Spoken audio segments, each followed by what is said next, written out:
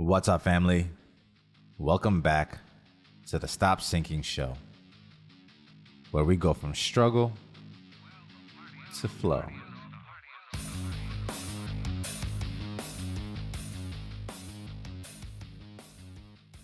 I'm leaving India in 3 days after almost 3 years. And yesterday, all my friends took time out of their life on a Saturday night to gather for a farewell party for me. And right now I'm full of all types of emotions, some of which I can't even put into words yet because I haven't processed it. But I would like to draw on a metaphor that comes to mind to explain some of it, at least. Dreams and nightmares. There's a part of me that loves nightmares, because when I wake up, they leave me deeply cherishing and appreciating my reality. In the same way, dreams have a painful quality. There's something about a dream that is better than reality, and waking up from it leaves you wanting more. I tend to have a lot of recurring dreams and nightmares. I've had some for years, the same themes. And many of my other dreams are extremely vivid, and I can recall intricate details about them, and I feel all the emotions when I reflect on them. I have an intimate relationship with dreams and nightmares. Thinking about this as a metaphor brought some insight and some food for thought that you can chew on with me. I realized the best time to leave something good is right in the middle and in the height of it. It is better to cut a dream short, in a sense, while it is at its peak of good.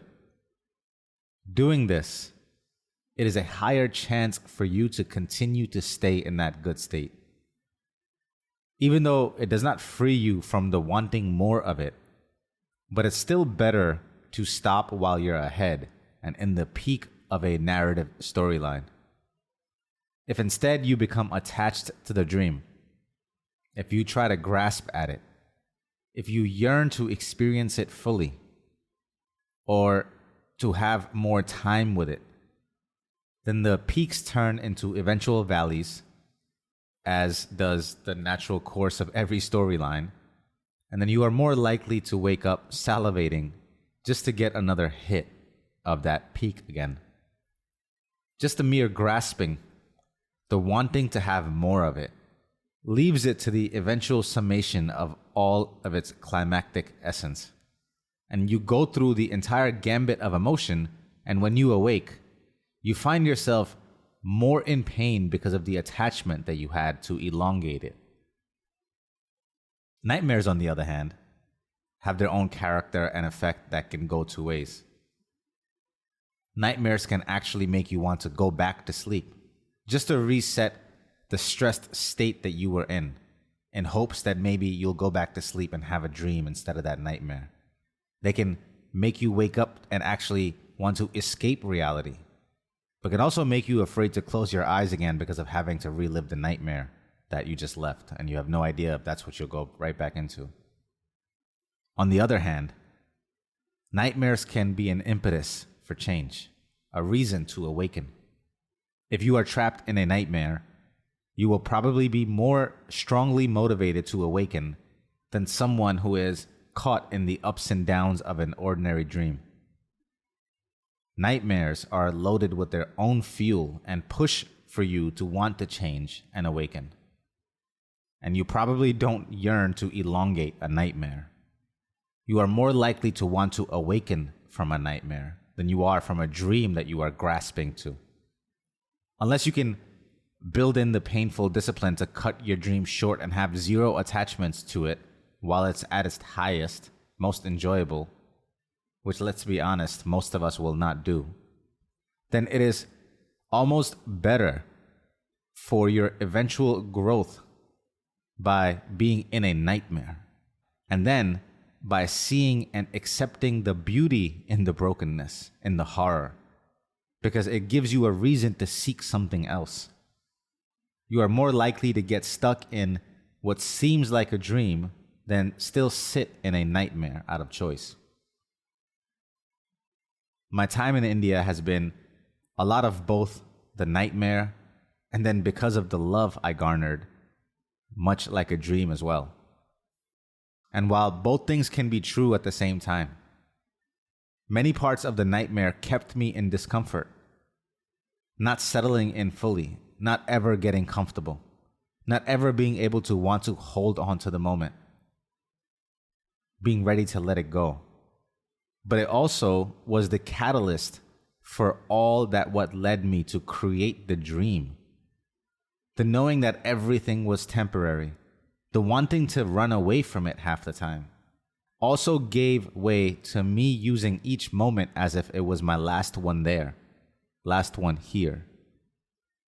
That meant each conversation, each day I worked out, each time I went to a new place, I did it like it would be my last opportunity to do so. And while I was trying to change, living in the change, pushing for the change, I created the roots, the bedrock of all the love and appreciation that makes it difficult to accept the change that is forthcoming. And I realized this as I was processing some of my emotions as the leaving has gotten closer. I realized I have to separate the leaving from the arriving, separate the looking forward from the leaving behind. Again, because both can be true at the same time. I can be excited, looking forward, anticipatory about all the change which is set to come, while at the same time be deeply saddened, anxious, and wanting to grasp at all the beauty that I am leaving behind. Both can not only be true at the same time, but are true. Because as I was accepting everything as temporary, because I was so wanting to run away from the motivation the nightmare was providing me, because I was so ready to awaken from it, that in the reaching for that awakening, in that interim, while I had one foot out the door, I dug the other foot into the ground and laid deeper roots than I could have ever imagined. Life is really quite a beautiful conundrum. It's almost as if, without the one foot out the door, the other one would have never dug in and looked for stability. Without the true acceptance that I was only here for a short time, that I would have never been able to make it feel like a lifetime. And maybe not only did it do this for me, but for everyone I interacted with. Maybe they gave me extra seconds of their time, extra ounces of their consideration, extra pieces of their heart, because of, not in spite of, the fact that they too knew that I would not be here for long. It's almost as if the nightmare is required for the dream to be created, for you to do the creating of it.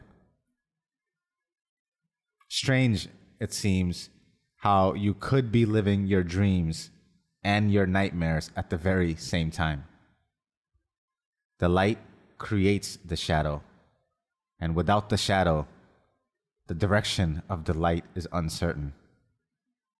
And both are here to be your guidance. I love you, family. Stay true always. I'll see you on the next show.